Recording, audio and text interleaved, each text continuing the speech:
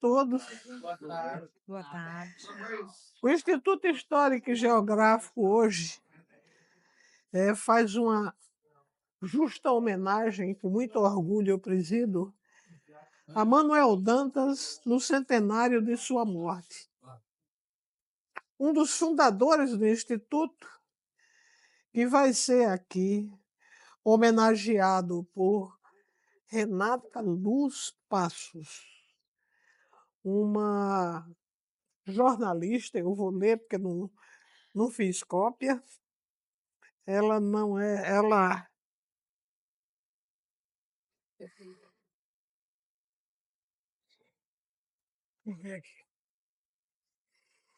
o centenário de Manuel Dantas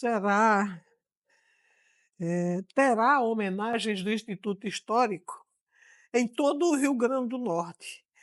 Nós fizemos questão de fazer essa homenagem porque Manuel Dantas foi um homem além do seu tempo, não só um dos fundadores do Instituto.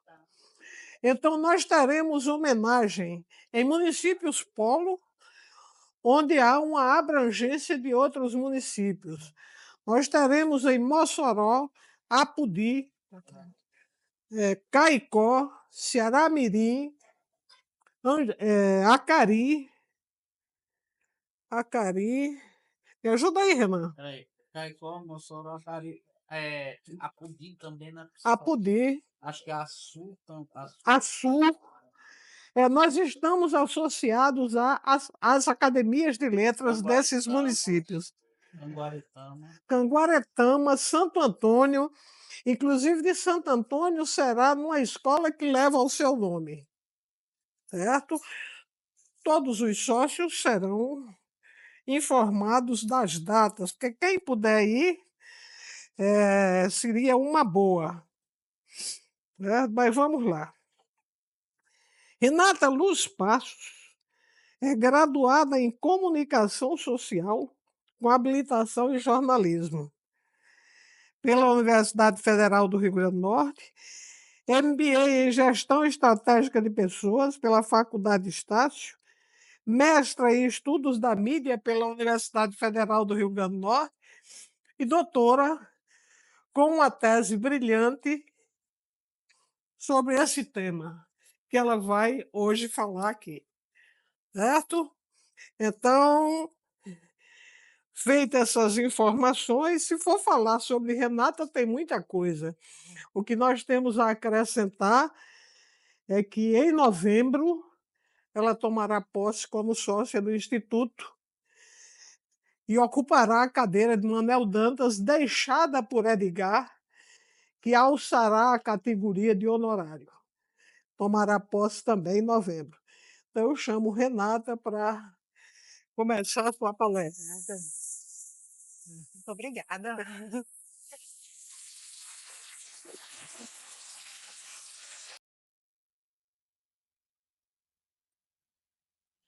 Oi, boa tarde a todos. Quero agradecer imensamente, em nome de Joventina, a todos os membros, todos que compõem aqui o Instituto Histórico, por esse convite, essa honra de vir aqui falar sobre este homem, enfim, cuja história se confunde com o próprio Instituto. E esse título é o título, inclusive, da minha dissertação do mestrado. E eu vou começar com um vídeo que eu fiz recentemente agora para uma outra homenagem que eu não pude estar presente, tive um problema de saúde, e ele é bem explicativo, ele tem 8 minutos, e daí a gente parte para contar meu tempo, porque tem muita coisa para falar, algumas coisas para mostrar para vocês. A despeito desse título ter sido mantido idêntico ao da dissertação, fiz algumas alterações aqui na apresentação para torná-la menos acadêmica e mais curiosa, digamos assim. Vou apagar aí, né?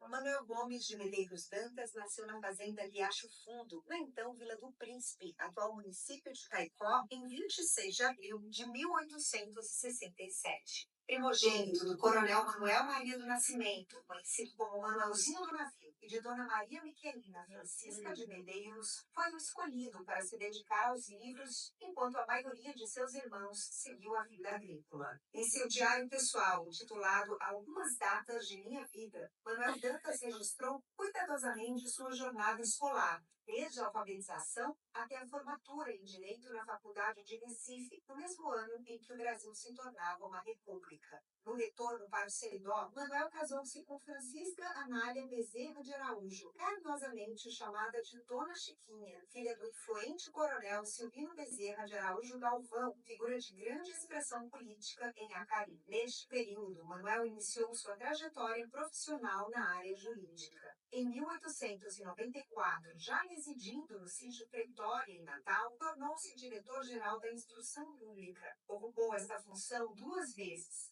e se destacou pelo legado deixado, implantando políticas educacionais inovadoras para a época. Entre suas iniciativas estavam a construção de grupos escolares, a criação de classes para adultos e a introdução de aulas de campo. Entre 1905 e 1911, afastado da instrução pública, Manuel foi professor de geografia no Colégio Ateneu e procurador-geral do Estado. Em 1911, reassumiu a liderança educacional, cargo que manteve até 1924, quando foi eleito intendente municipal de Natal. Infelizmente, Manuel pouco pôde governar, falecendo em 15 de junho do mesmo ano, vítima de febre tifoide.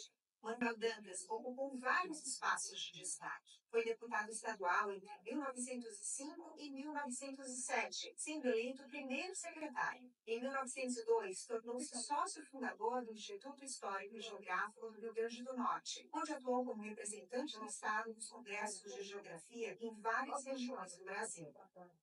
Como orador, fez conferências memoráveis. A mais comemorada falava sobre Natal daqui a 50 anos, onde profetizou no dia 21 de março de 1909, no Palácio do Governo, alguns aspectos urbanísticos e tecnológicos do desenvolvimento da cidade. Já em 1922, discursou sobre as denominações dos municípios para comemorar o centenário da independência do Brasil. Câmara Castor, que o considerava como um tio, relatou em sua coluna em 1962 que Manuel Dantas contribuiu para a imprensa potiguar por 41 anos ininterruptos. Sua vocação jornalística floresceu no periódico O Povo, de Caicó, fundado em 1883. 10 anos mais tarde, em 1893, ajudou a fundar o primeiro Diário do Natal. Em 1894, publicou o primeiro número do jornal O Estado, mantendo um tom oposicionista ao governo vigente. Ambos os semanários tiveram curta duração. Em 1897, com a aproximação política com Pedro Velho, Manuel integrou a redação de A República, assumindo em 1900 a condição de redator-chefe e dirigindo o jornal até 1908. Retomou as funções em 1923, permanecendo até a sua morte. Manuel Dantas também colaborou com outros jornais, como a Liberdade, Rio Grande do Norte e Nortista. Na República, usando o pseudônimo Bra Contente, escreveu sobre a política, sociedade e economia do Estado no início do século XX, destacando os desafios da seca, que com frequência castigava os sertanejos. Seu interesse pela geografia do RN resultou em um estudo monográfico, detalhando as condições e potencialidades agropecuárias do Estado. Além de seus escritos, ele deixou um valioso acervo fotográfico. O fascínio pelos registros fotográficos na época de Manuel Dantas já indicava que seríamos, a partir de então, a civilização da imagem.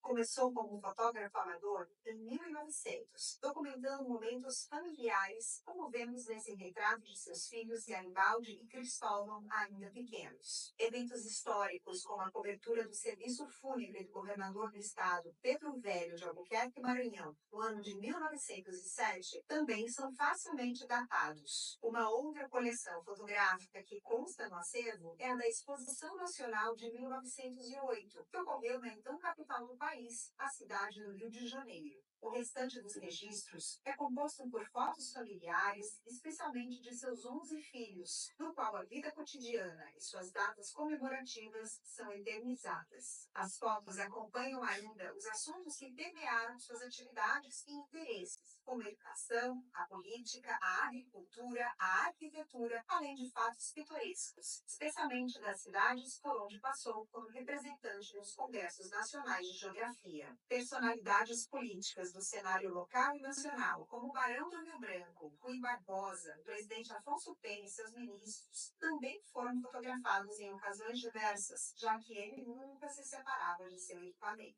Manuel Dantas utilizava uma tecnologia fotográfica conhecida como estereoscopia, um aparato de modelo binocular que gozava de grande popularidade no início do século XX. Sua câmera era a francesa Verascope de Lichat, que utilizava lâminas de vidro previamente sensibilizadas com o uso de sais de brometo de prata e gelatina para facilitar a adesão das imagens. Assim como nossos olhos, devido a uma pequena diferença axial da mesma cena, quando vista em um estereoscópio, isto é, um aparelho visor próprio para este fim, dá origem a uma imagem única de aspecto tridimensional. O acesso se dava por meio de revistas e amigos que o auxiliavam na aquisição do equipamento e insumos, fosse em Recife, Rio de Janeiro ou até mesmo em Paris.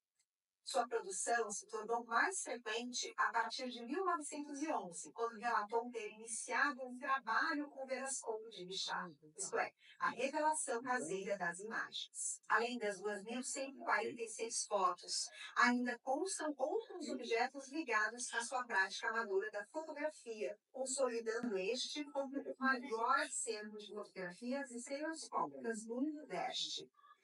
Essa paixão fez de Dr. Dantas novamente um pioneiro, já que foi o primeiro fotógrafo estereoscópico nascido em solo potiguar. Não há dúvidas de que Manuel Dantas foi um visionário e que nutria uma inabalável fé no futuro. Hoje, ele é tanto o homem que via meio século à frente, quanto aquele que nos revela um século para trás. Seu legado vai além dos registros escritos e imagens que produziu. É o convite para que, como ele, sejamos viajantes no tempo, para revisitarmos e compreendermos a nossa trajetória. Eu vou agora me aprofundar um pouco em algumas questões, mas esse vídeo ele é bem explicativo e eu fiz questão de mostrar porque já favorece, já que a gente não vai ter tanto tempo. Deixa eu só... É importante, já que a gente está numa casa que é a guardiã da memória, que abriga essa história secular do nosso estado, é importante contextualizar. A história nada mais é do que fato versus contextualização. Então, os meus passos rumo a Manuel Dantas, o meu sotaque não nega que eu não sou daqui, eu não nasci aqui no estado. Então, eu vim para cá com 11 anos, em 86. Em 88 eu já comecei a carreira como... Aliás, 98, como jornalista. Eu me casei com o Henrique Dantas no ano 2000 ali, foi meu segundo casamento. Eu já tinha, inclusive, um filho. Em 2017, eu troquei o jornalismo pela docência, eu sou professora de comunicação midiática. E em 2019, eu ingressei no mestrado, muito encorajada pela família toda, porque esse acervo, ele era muito restrito, ainda é, de certa forma, pelas razões certas, e no momento oportuno a família vai abrir, é o maior desejo que todas essas imagens sejam disponibilizadas, mas isso precisa ser feito da maneira correta, é um patrimônio, precisa ser preservado. Então, eu ingressei no mestrado e tem uma história curiosa que eu vou contar rapidamente. Eu deixei de passar no meu primeiro vestibular na UFRN por causa de Manuel Dantas. Mas eu vou contar isso aí depois, com calma. E esse mestrado foi meio que esse resgate, porque eu, enfim, fiquei na quarta suplência e chamaram 3. E eu errei uma pergunta sobre o Manuel Dantas, porque eu tinha acabado de começar a namorar com o Henrique e nem sabia direito quem era o Manuel Dantas. Só que ele tá passando. Essa daqui é a minha motivação para estudar Manuel Dantas. Eu tenho um Dantinhas Ele veio aqui, hoje ele está se mudando, inclusive, para fora do Brasil, e eu falei: "Você tem que vir aqui prestigiar a mamãe, não sei quando é que isso vai acontecer de novo". E eu também precisava que ele conhecesse, ele me viu esses anos todos muito dedicada, enfim, debruçada à pesquisa, mas ele também precisa entender o que isso representa, o que é ter esse legado do trisavô.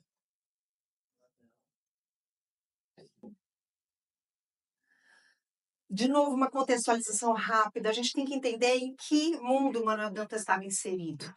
O século XX, o século XIX também, com a Revolução Industrial, mas sobretudo esse século XX, porque aqui no Brasil teve a questão da instauração da República, a gente vivia num mundo onde a tecnologia proporcionou mudanças radicais na forma de vida dessas pessoas.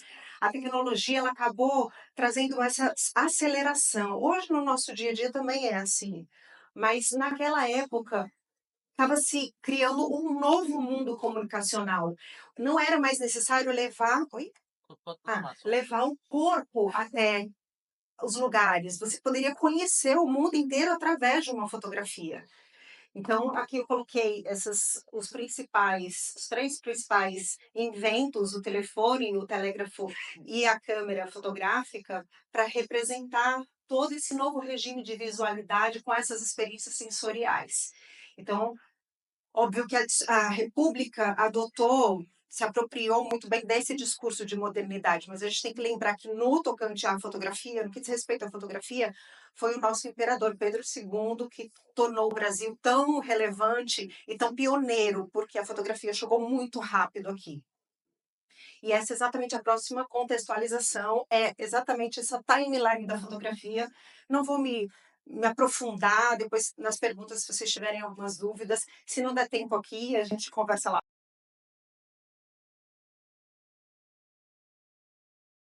Tive mais em relação à fotografia, do ano que ele nasceu, a formatura em Recife, que foi preponderante para ele também ter acesso a coisas novas, a esse novo mundo, sobretudo a própria República, esse ideário da República, a mudança para Natal, o casamento e a fundação do Povo, que foi o primeiro jornal que ele integrou, apesar de que Cascudo diz que ele começou a escrever com 16 anos, por isso que ele coloca que ele foi o próprio Cascudo diz que ele foi jornalista por 41 anos ininterruptos. Depois, em 97, ele entra para a República, o ano que ele começou a fotografar, o ano que ele começou a revelar e o ano que ele morreu. Para contextualizar rapidamente, como eu disse aqui, não é o foco, não vou falar do mestrado, mas só para quem tiver interesse, assim, tentar entender o que eu fui buscar quando eu fui fazer essa pesquisa.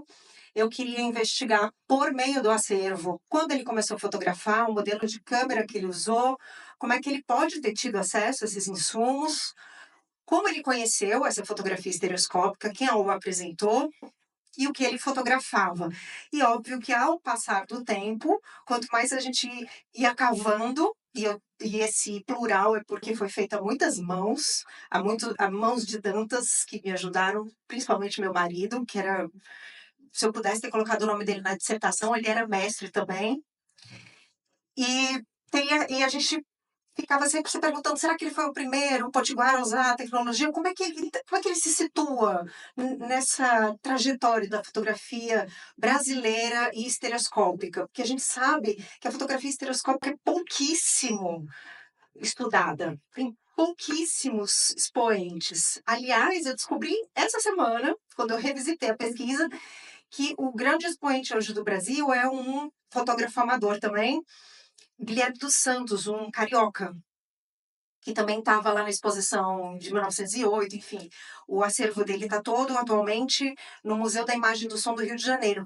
E Guilherme dos Santos começou a fotografar em 1905, ou seja, depois de Manuel Dantas. Então, aí aqui eu falo rapidamente dessa metodologia que eu utilizei, a metodologia do pesquisador, um dos mais, o ícone aqui dos estudos de mídia e fotografia, Boris Tolstói.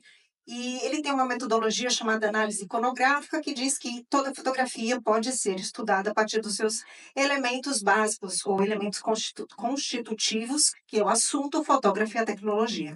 Então, desse mesmo jeito, eu vou apresentar aqui para vocês. Eu já falei no vídeo, vou só reforçar.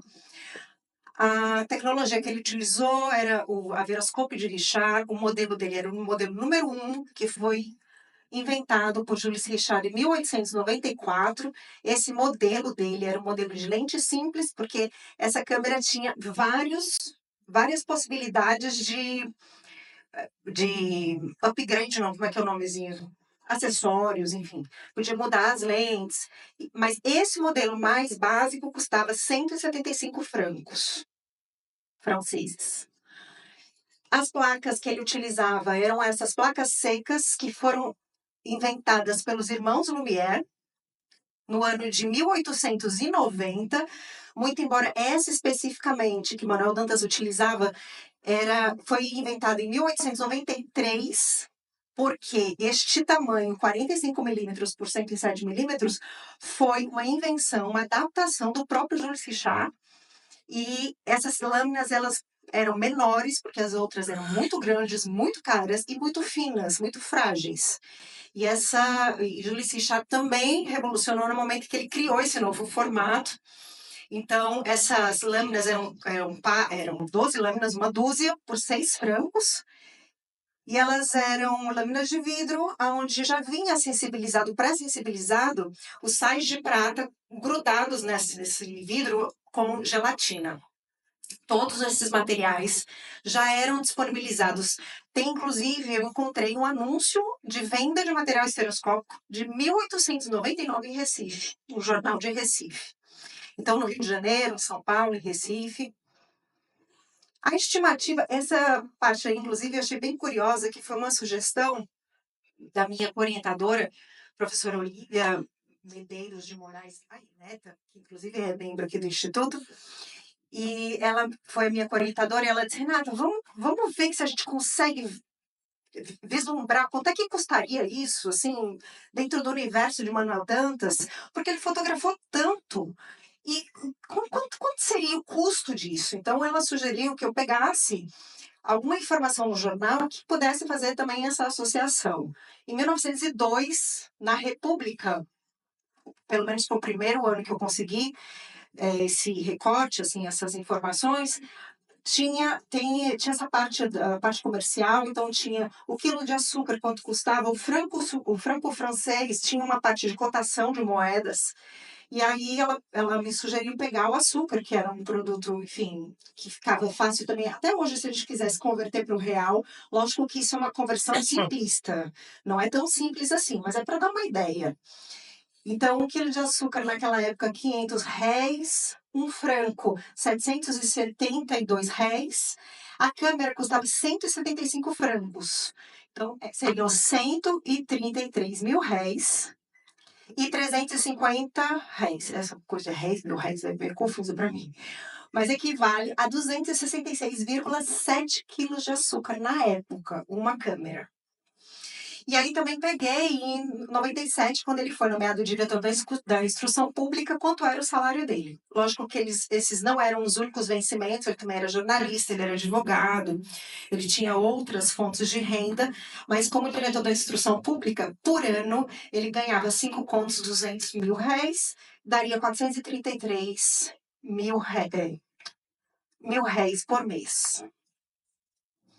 Os objetos do acervo, que também já mostrei no vídeo, mas aqui também esses objetos são os objetos exclusivos da fotografia, os visores, a embalagem das lâminas, as caixas.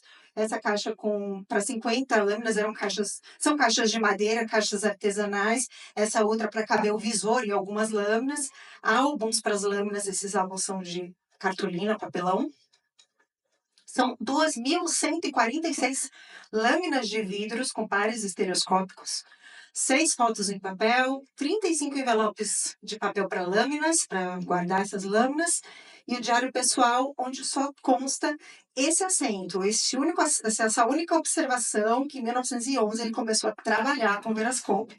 E a gente sabe que esse trabalhar hoje É bem plausível que seja a tua revelação, pela coincidência das possibilidades. Também tem no acervo 40 cassetes desse Le Taxifaute.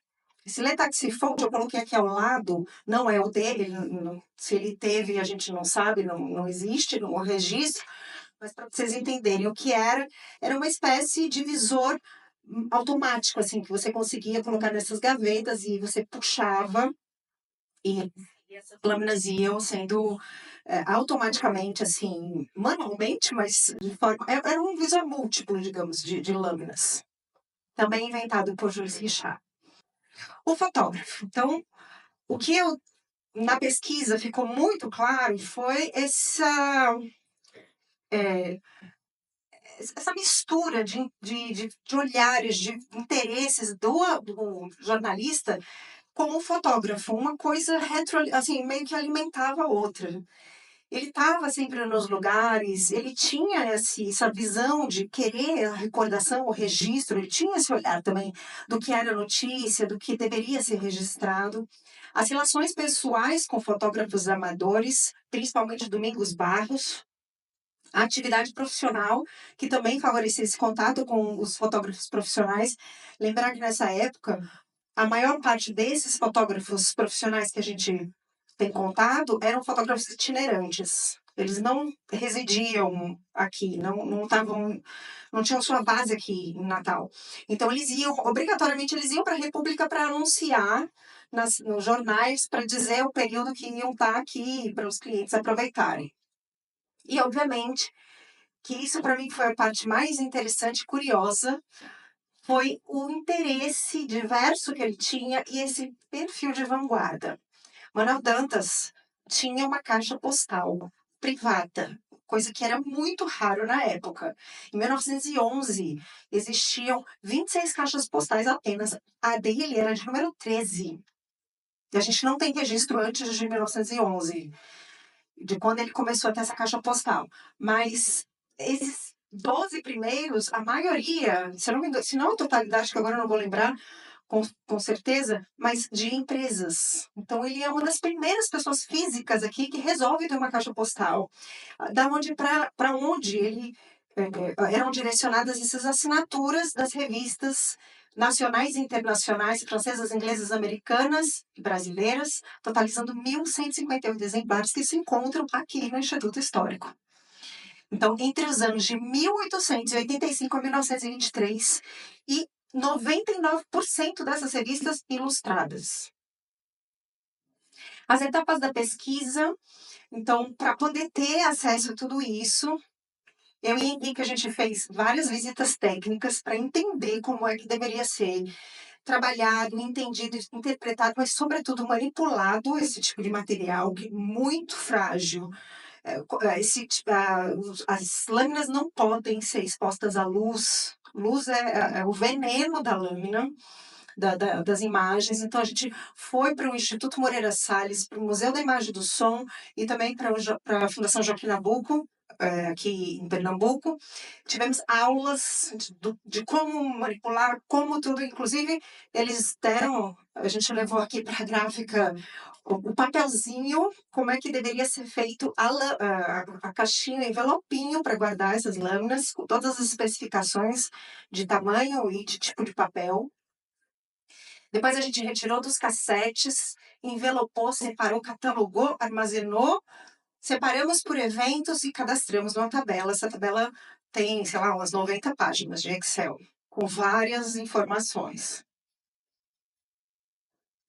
O assunto, que é o segundo tópico lá de Boris Kosoy, foi, então, categorizado. Também no vídeo eu já falei um pouquinho sobre o que ele fotografou, mas para efeito do mestrado, eu fiz essa categorização, essa caracterização, que aproveitou muito do que ele já escrevia entre as lâminas. E também, eu não sei, daqui a pouco eu vou mostrar que tem lâmina que vocês vão ver que tem escrito no meio. Nem todas têm. Muitas têm, outras não têm, e algumas também não dá para entender. Mas eu aproveitei, então, por exemplo, Pretória, ele já colocava Pretória em cima, eu seguia essa mesma lógica, e algumas que não tinham, no geral, negativos da minha da minha autoria aqui. E então tem 656 de Natal, aí os eventos políticos, sociais, religiosos, de estados, países, interior do estado, a família Pretória, que era esse sítio dele, que aí também tem família em Pretória, os eventos, datas comemorativas, amigos, e por geral foram as fotos diversas e que também não consegui de maneira alguma identificar. Então, elas estão como geral, quem sabe um dia a gente consegue classificar e elas saem dessa condição. Essa é a primeira foto datada.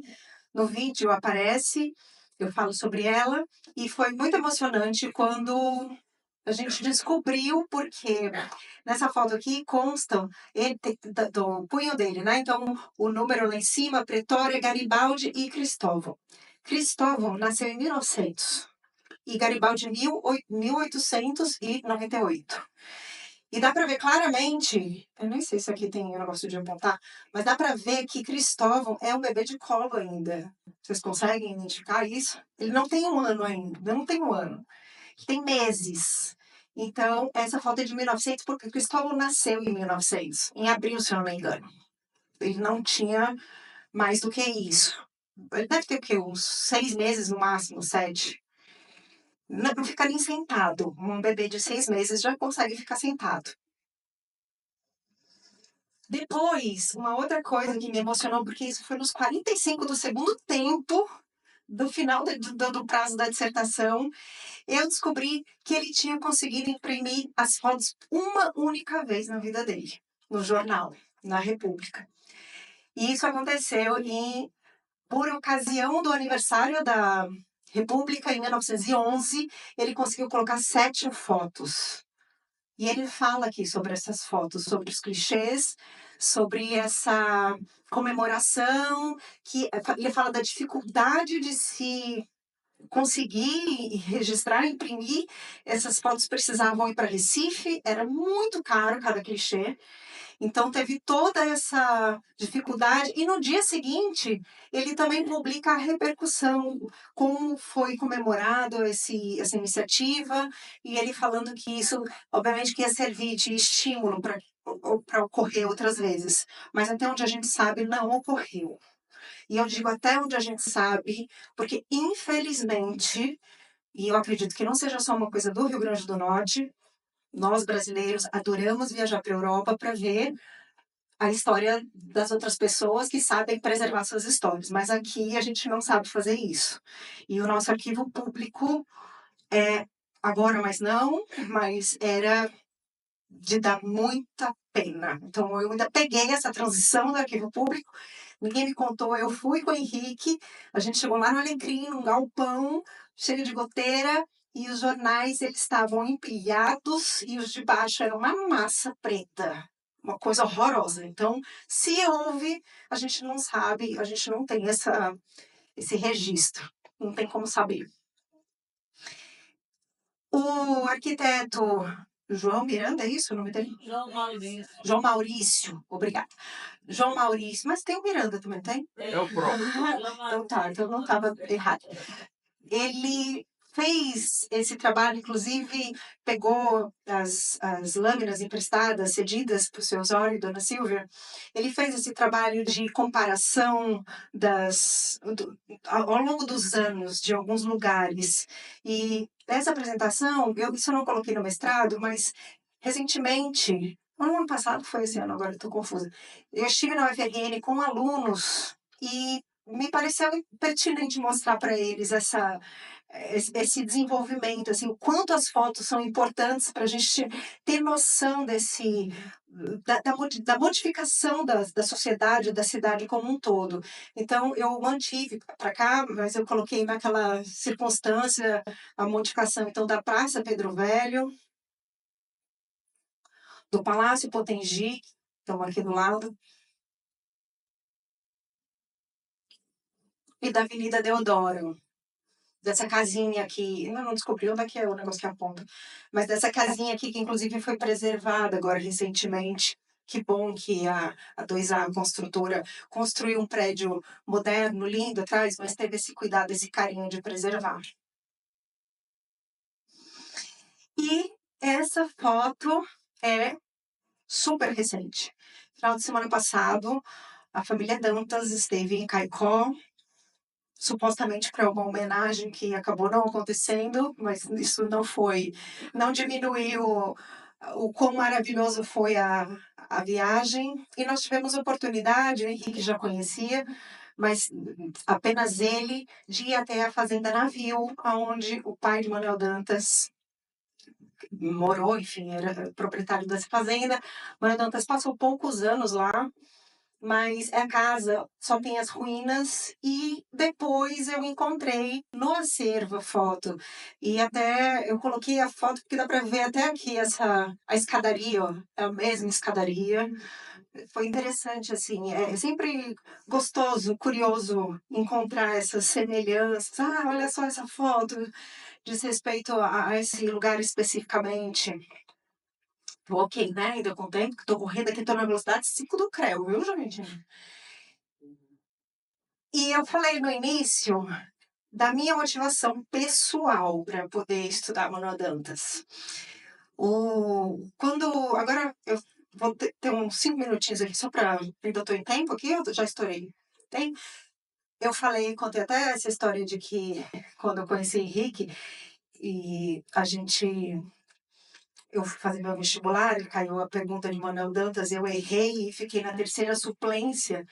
Na quarta suplência chamaram 3, eu não entrei porque eu errei a pergunta sobre o Manuel Dantas. E o quanto depois que também o Arthur nasceu e eu conheci Dona Silvia e seu Osório, muito embora até a época do mestrado eu só tinha visto 2 lâminas. Então, hoje eu até me penitencio por não ter tido esse olhar, essa curiosidade.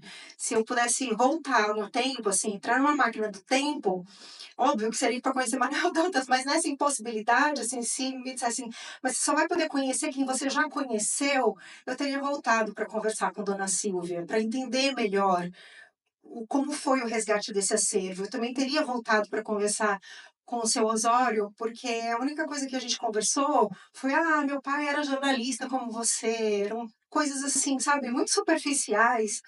E eu não tinha esse olhar, eu não tinha essa dimensão, de verdade.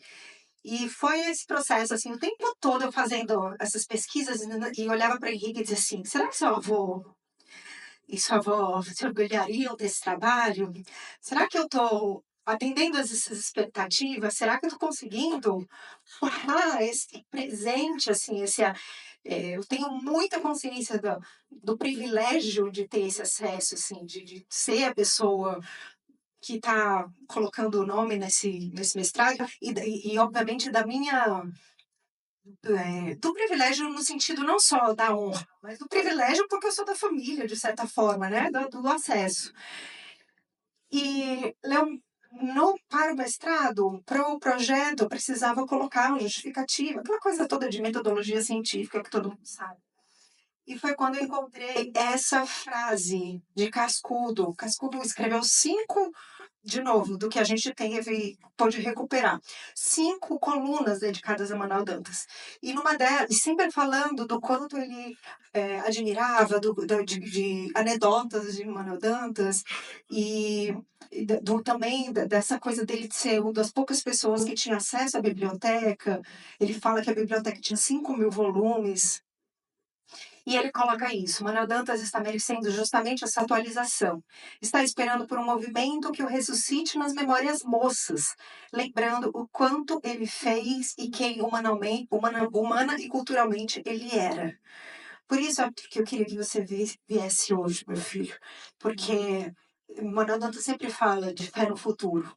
Então, a fé é nesse futuro e o futuro é a gente lembrar, reverenciar não só o Manuel Dantas, tantos outros nomes ilustres que existem, mas hoje a gente está falando aqui dele especificamente, mas de honrar isso, de trazer, de ressuscitar nas memórias moças. Eu queria fazer um pedido para vocês. Vamos ser, vamos militar, vamos nos engajar nessa coisa de cobrar da nossa sociedade o que o Instituto já faz, mas é uma entidade privada, de de manter o patrimônio, de manter a memória, de perguntar cadê os documentos, estão guardando direitinho. Isso não é do Estado, isso é nosso, isso é do povo brasileiro. E a gente precisa, porque quantos e quantos e quantos pesquisadores vão vir depois e vão descobrir coisas maravilhosas sobre a gente. Tem sempre essa coisa de que se a gente não conhece o passado, a gente vai repetir o futuro. Vai repetir esses erros no futuro. A Apple está prestes a lançar o seu iPhone 16 e já disse que vai ter uma câmera estereoscópica. E quando eu falo que estereoscopia é de 1852, Juventina, as pessoas não acreditam. Acham que foi lançada semana passada. Entendeu? Então a gente tem esse expoente. Manuel Dantas, muito provavelmente, não foi apenas o primeiro fotógrafo potiguar, da estereoscopia potiguar. Ele foi do Nordeste. Então, e esse acervo que ele tem é um dos, se não é o maior, porque de Guilherme dos Santos é maior no Brasil, mas é um dos mais importantes daqui. Eu estou disponível para tirar dúvidas. Muito obrigada. Eu quero agradecer mais uma vez a oportunidade. E só rapidamente, Joventino, eu trouxe a câmera, que não é a dele, porque o que é dele a gente não mexe, mas essa câmera a gente comprou num leilão, eu trouxe para vocês conhecerem, e vou passar aqui também uma espécie de gambiarra que a gente fez, também para mostrar para os alunos da UFRN. Esse aqui eu comprei fora do Brasil, e depois colei uma foto dele aqui, então vocês vão colocar, ajustem, ó, podem apertar, que aí dá para ajustar, e vocês vão ver como é a fotografia estereoscópica. Eu vou passando aqui. Eu queria, antes de passar novamente a palavra à Renata para responder os questionamentos, eu queria me desculpar que eu vou ter que sair. Nós estamos, essa homenagem, nós temos a parceria da Assembleia Legislativa do Rio Grande do Norte, que nos cedeu os livros para sorteio. Eu não digo doação, porque nós recebemos 250 livros para 11 cidades. Então, nós vamos fazer um sorteio. Aqui eu acho que o mestre Ivan não precisa, Leide não precisa. Quem tiver, por favor, me avise para a gente fazer a distribuição com os outros. Hein? Já tem também, né? Pronto, agora vamos adiante. Quem tiver algum questionamento para fazer, eu acho que Renata está aqui à disposição. E eu agradeço, foi extremamente informativa e de uma forma bem simples. Muito obrigado. Eu vou ter que sair, mas não assim. Muito obrigado, doutor. Não, quem vai encerrar é Edgar, mas depois dos questionamentos. Edgar, agora nosso sócio honorário. Joventina, me permita, eu sugeri da sessão passada e vou repetir agora, que quem for fazer a pergunta se identifique, porque fica gravado. Quem está ali atrás, para depois, quando chegar o outro Manel Danta, daqui a 200 anos, saber quem foi que perguntou. Porque isso está disponibilizado no nosso canal do YouTube. Você permite. Pronto. Boa ideia. Muito boa ideia. Então eu vou me inscrever logo. Ninguém perguntou. É uma curiosidade. Na minha infância, eu via umas. Ivan Lira está falando aqui. Casa de Ferreira Espeto de Pau. Umas fotografias feitas que chamavam de monóculo. Era uma fotozinha colorida dentro de um tubinho, assim. Tem alguma coisa a ver uns pedaços de slide? Às vezes botavam até pedaço de filme. Esses monóculos são aqueles que você botava, geralmente quando tirava foto em santuário, tipo Juazeiro, aí ficava a foto num negócio que lembrava um chaveiro que você botava. E eles andavam até com chaveiro. Não sei se a professora conhece. Conheço, eu sou a Karine, que parece ser nova. Eu conheço, vi quando era criança. Acho, se eu não me engano, eu tenho em casa. Na verdade, aqueles são negativos que as pessoas colocavam nesse lugar que tinha esse monóculo e tinha uma parte branca, né, assim, que aderia no fundo, e não tem a ver com a fotografia estereoscópica em si. Na verdade, a fotografia estereoscópica, esse 1852 que a gente fala, é muito mais sobre a invenção do visor. Porque a câmera, ela, na época do daguerreótipo, entre 39 e 52, já era possível fazer fotografias estereoscópicas. As câmeras, elas ainda não vinham com essa dupla lente, né? Mas a estereoscopia vem de estudos de Da Vinci, então de 1400 e pouco, 1500, não, 1460 e alguma coisa. De Da Vinci e um outro italiano que eu não vou me lembrar o nome dele agora. Batista, alguma coisa assim. Então, é muito mais sobre a possibilidade de criar lentes onde você consegue enxergar, porque o que é a estereoscopia? São duas fotos com o mesmo espaçamento do olho, esses 6 centímetros que a gente tem em média de um olho para o outro, e essa lente é que consegue fazer convergir. Então, o cérebro é que consegue simular no cérebro essa imagem única. E aí, quando funde as duas imagens que são um pouco diferentes, a gente consegue ver esse relevo, essa profundidade. Obrigado. Oi. Maria Elza Bezerra Silva. Primeiro eu tenho que agradecer de novo em público, né? A Renata me levou lá para casa dela, ali, Henrique, e eu estou pesquisando sobre a Vilma Machado e ela disponibilizou o acervo para a gente procurar no computador. E eu estou agradecendo agora a sua disponibilidade, Renata. E a minha dúvida é, você falou aí que está próximo para disponibilizar essas fotos. A minha dúvida é, de que forma vocês vão disponibilizar? A tecnologia de hoje consegue puxar essas lâminas, vocês trabalharem a foto, porque eu sei que tem muitas fotos que estão estragadas. Muitas fotos estragadas. E será que essa tecnologia nova da Apple aí vai permitir alguma coisa nesse sentido? Como é que vocês estão pensando no mundo, né? Eu sei quando a gente foi lá no Museu da Imagem e do Som, que a gente tinha também essa visão, como é que vai fazer para recuperar as fotos.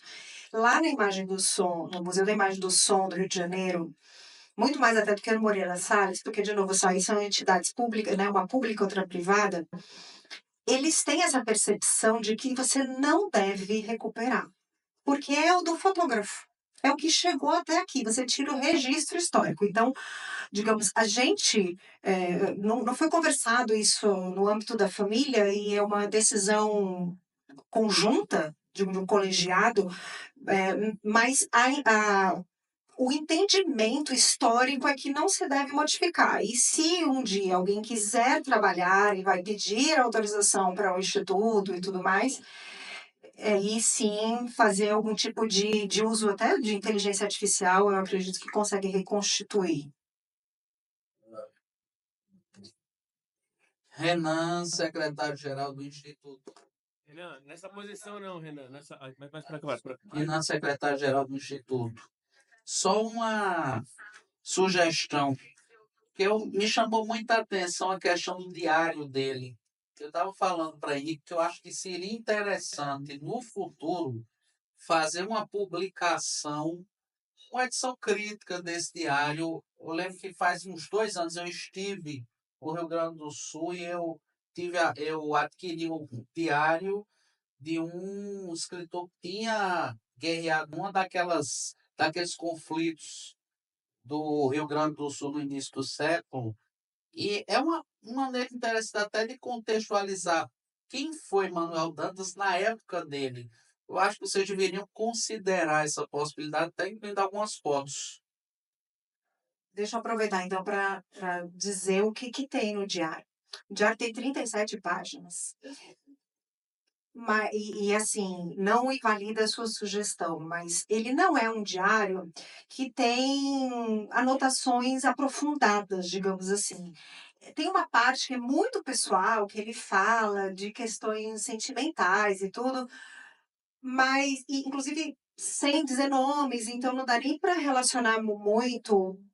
Parece ser alguém que ele conheceu antes de Dona Chiquinha, um amor que ele teve, alguma coisa assim, mas ainda morando em Recife, mas a parte do diário que ele denominou algumas datas de minha vida são pontuais, assim, nasci tal dia, em tal lugar, tantos anos eu aprendi a ler, coisas muito estanques, não tem não é um diário de onde tem uma escrita fluida, você sabe, com afluência, de narração, não é nada não, são coisas bem pontuais.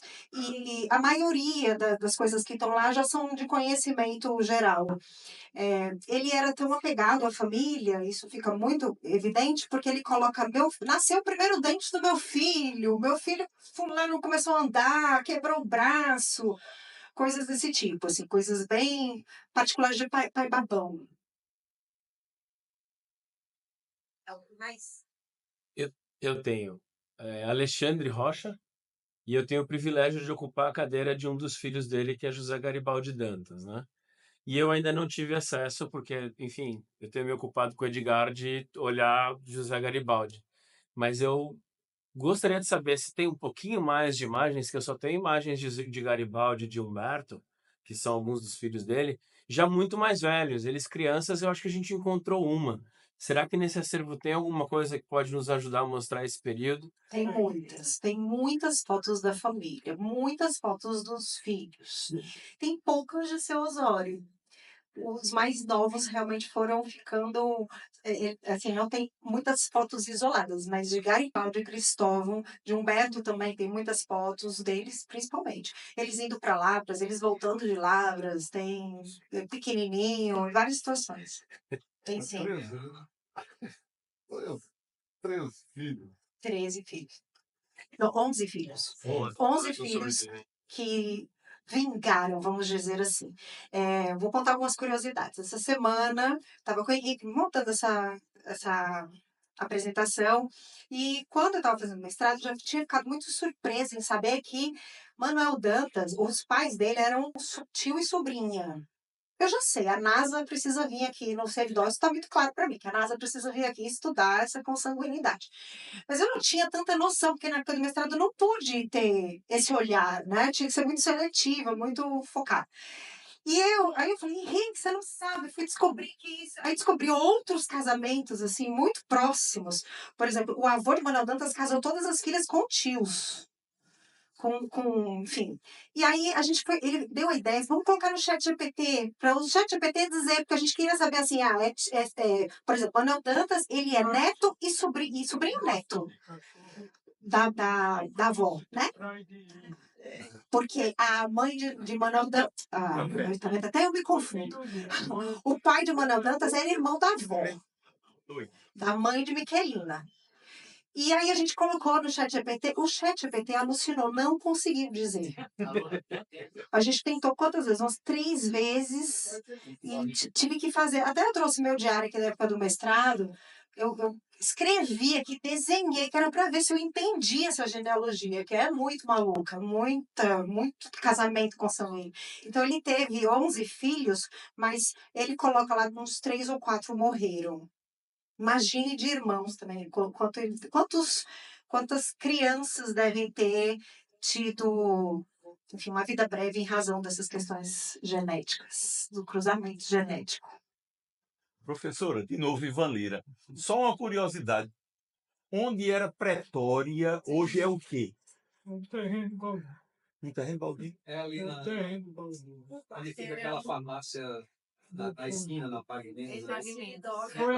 A Pretória era ali. Meu sogro é a pessoa mais indicada para falar sobre isso. Mas era ali o NP, sabe? Ali da Floriano, aquela parte todinha ali, a casa de seu Osório, na Manuel Dantas. Era um sítio imenso.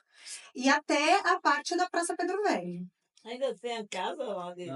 Não. Seu Osório tem, mas por pouco tempo. Estamos nos despedindo dela. Oi. Oi, Carlos. Diga seu nome para o registro. Deixa você me dizer direitinho. Eu sou curioso de olhar essas O meu foco é Fabião das Queimadas, como eu já falei para você. Sim. E provavelmente Fabião das Queimadas veio a Natal pela primeira vez, grande General de Souza, em 1914. E eu não tenho certeza, mas acredito que sim, que a Vila Cincinnati já existiu. Tem foto da Vila Cincinnati. É do lado lá da praça e a pretória ficava do ovo, né? Ficava muito próximo, né? A Praça Pedro Velho ficava no meio. Era o Prado, a Praça Pedro Velho, era o Prado. Era onde se tinha corrida de cavalo. O doutor Gentil Você jogava loteou, futebol também. jogava futebol. Tio Silvino foi jogador de Doutor Alberto futebol. Roselli ensinava alguém a jogar futebol? E Lili, filha de tio Silvino, acho que foi a primeira mulher a jogar bola aqui em Natal.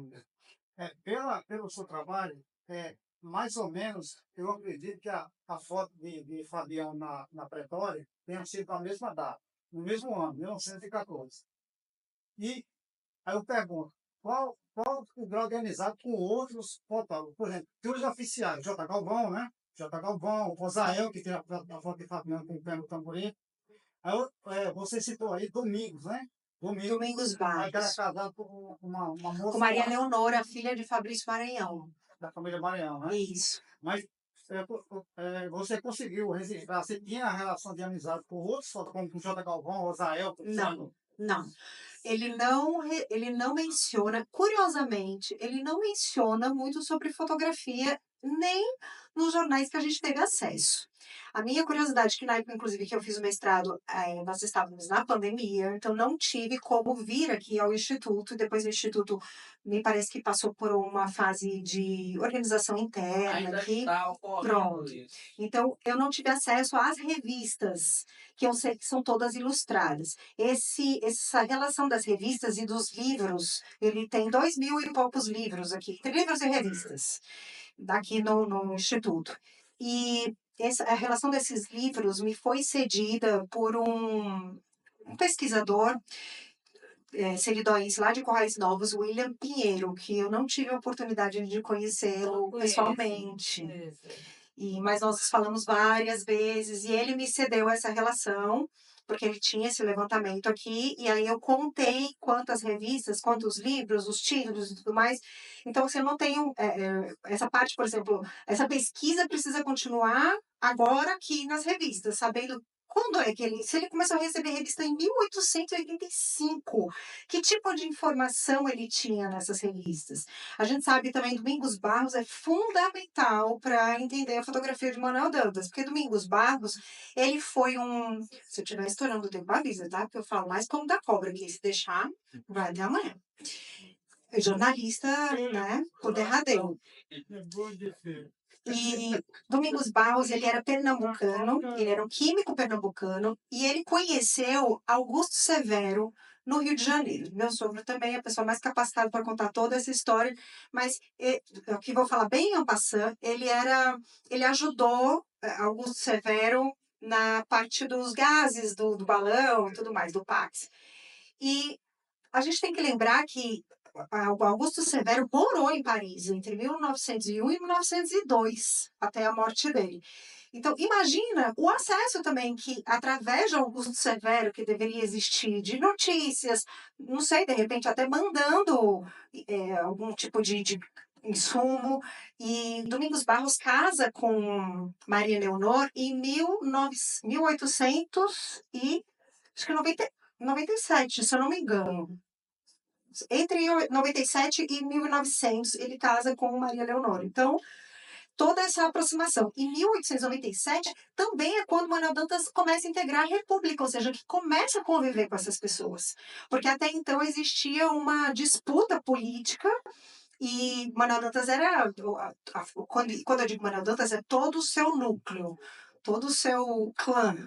Era oposição a Pedro Velho. Então não existia esse entendimento. O entendimento ocorre em 97, ele entra para a República, ele conhece Domingos Barros. Domingos Barros era um fotógrafo também de fotografia estereoscópica. Ele procura esse homem. Se alguém quiser fazer uma pesquisa massa, vai atrás de Domingos Barros. Mas já procure esse homem, porque ele fez as fotografias estereoscópicas da exposição nacional, que levou para a exposição nacional. Ele era o delegado da exposição nacional, do pavilhão do Rio Grande do Norte na exposição nacional, Essa exposição nacional, só para contextualizar também muito rapidamente, foi a exposição mais importante, porque celebrava o centenário da chegada da família real no Brasil. Era a primeira exposição da República também para mostrar o quanto o Brasil era maravilhoso, próspero, né? Todo esse progresso desse ideário da República, e também celebrava os 100 anos da imprensa no Brasil. Então, foi muito significativa. E lá na exposição, o Domingos Barros, que tinha produzido essas fotos que foram, inclusive, pela oposição aqui na época, oposição política muito criticada. Cara, Domingos Barros está aí viajando, passeando, tirando foto, está recebendo soldo do governo e para tirar foto. Ele levou essas fotos para lá, ele projetou essas fotos numa lanterna mágica para as pessoas, e ele deu 50 dessas fotos para o presidente da República, para Afonso Pena, de presente. Isso tudo tem registrado nos jornais do Rio de Janeiro. E até hoje eu não consegui descobrir. Eu sei que depois a esposa dele morreu nesse mesmo ano, aliás, em 1909 ela morreu, no ano seguinte da exposição, e em 13 ele volta para o Rio de Janeiro e fica lá, e depois constitui família, e nunca mais se vê falar, e nunca se sabe por onde andam essas fotos dele. Eu vou dar uma olhada, porque dentro desse meu livro sobre Augusto Severo, Quem é que está falando? lei de Câmara Só para registrar. e a empolgação.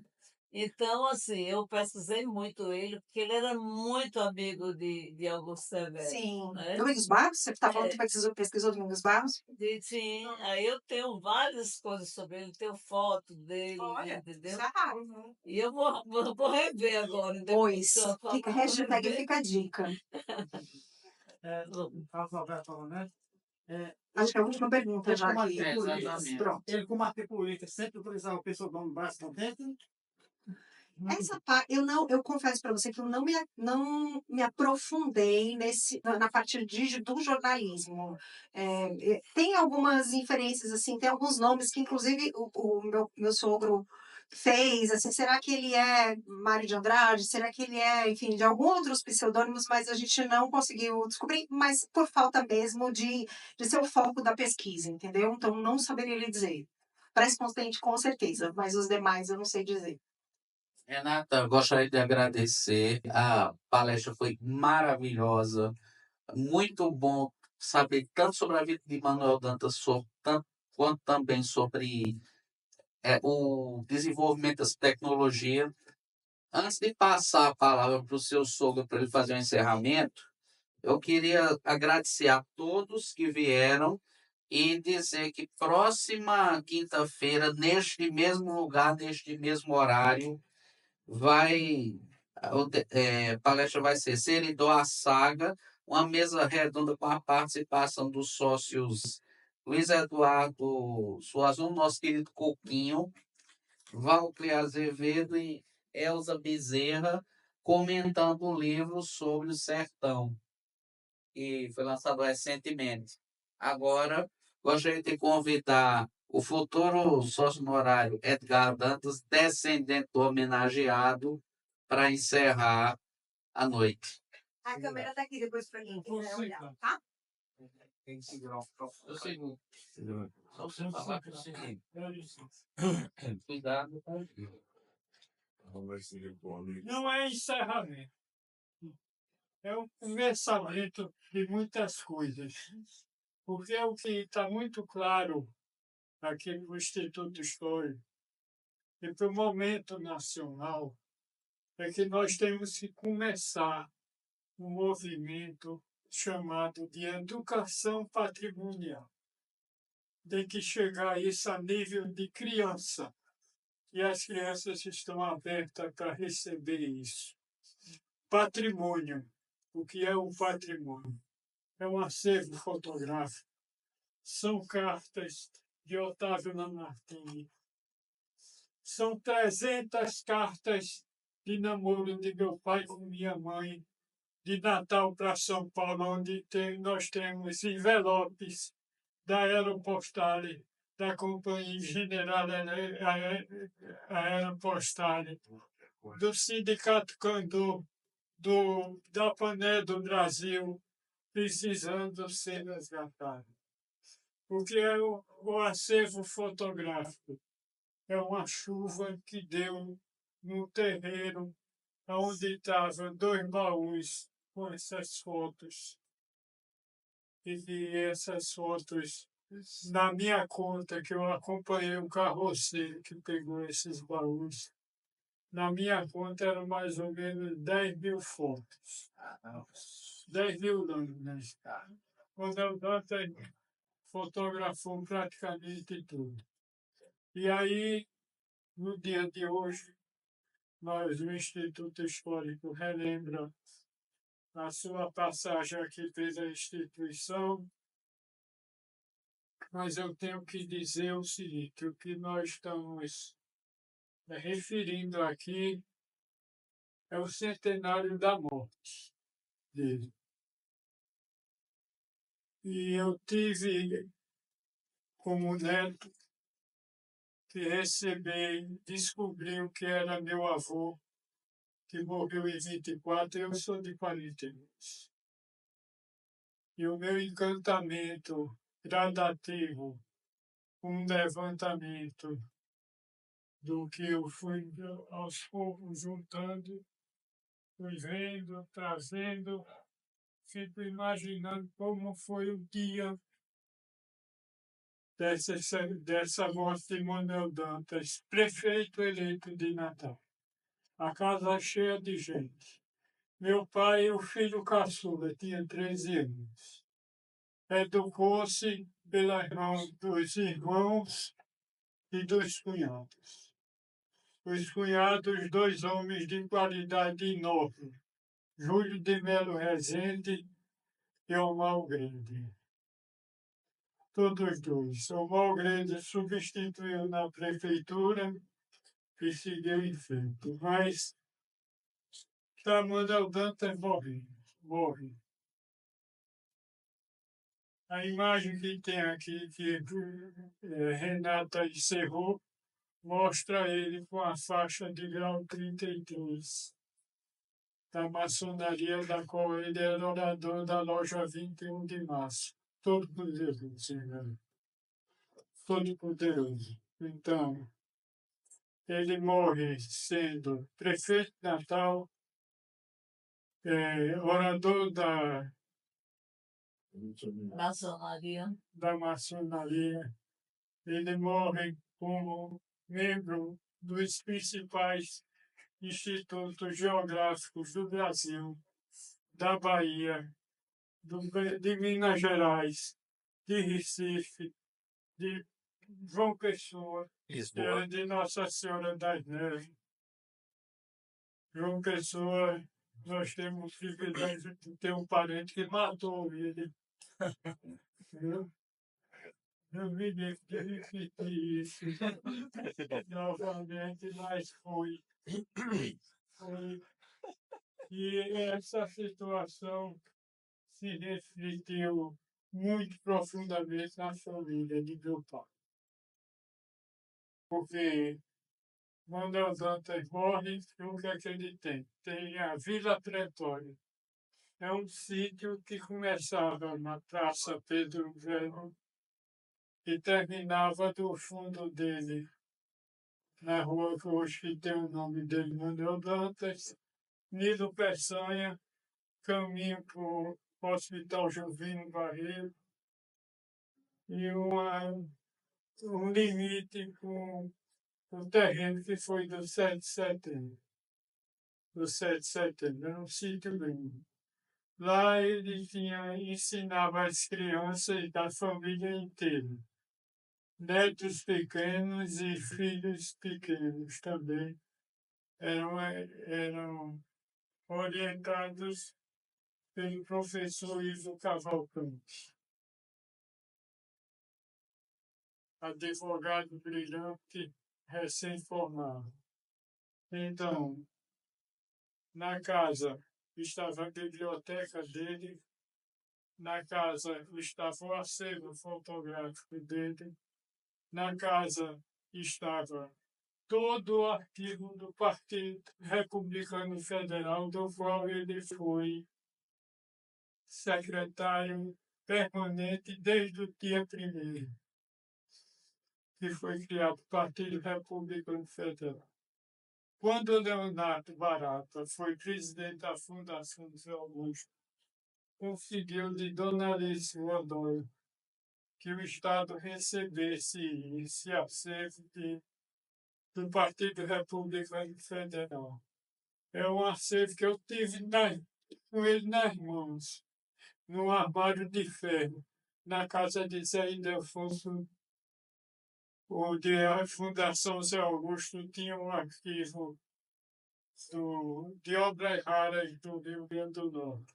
Eu tenho procurado esse arquivo do Partido Republicano Federal, ninguém dá notícia. Então, a educação patrimonial é essencial. Eu tive a oportunidade, eu sou geólogo por formação. Uma das coisas que me encantou na minha vida profissional foram as ciências ambientais e o conhecimento científico e tecnológico, desenvolvimento. Mas eu me lembro que quando a primeira semana de comemoração do meio ambiente, juntamente eu estava na CEPLAN, juntamente com um grupo de ecochatos terríveis. Entendeu? Nós fizemos um plantio de 50 mudas de pau-brasil no centro administrativo. Não sei se salvou-se alguma, mas você chega lá no centro administrativo, agora você toca pau-brasil, chamado Chayando. É uma área de recuperação importante da flora e da fauna, porque tem muito passarinho. Então, lembrar meu avô é uma oportunidade. Agradeço ao Instituto em nome da família dele, que é grande, essa oportunidade. E é isso. Legal.